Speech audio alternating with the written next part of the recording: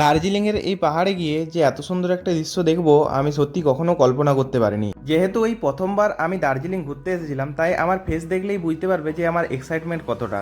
এই যে এত সুন্দর একটা জায়গায় আমি ঘুরতে এসেছি, এখানের পরিবেশটা ছিল যেমন শান্ত, সেরকমই এখানে টেম্পারেচারটা ছিল খুব ঠান্ডা। এবং দেখতে পাচ্ছ এখানের আমার এক্সপেকটেশনটা, এখানে আমরা দেখতে পেয়েছিলাম প্রথমবারের মতো মেঘ, এবং সেইখানে মেঘ দেখে এত আমাদের মনটা ভরে গিয়েছিল যে কি আর বলবো তোমাদের। তারপরে যে জায়গাটায় আমরা ঘুরতে এসেছিলাম দেখতে পাচ্ছ, সেই জায়গাটার নাম হচ্ছে কাঞ্চনজঙ্ঘা ভিউ পয়েন্ট। এখানে আমরা প্রথমবারের মতো কাঞ্চনজঙ্ঘা পর্বত দেখতে পেয়েছিলাম, এবং এখানে যে জায়গাটা ছিল এখানে অনেক চা বাগান ছিল।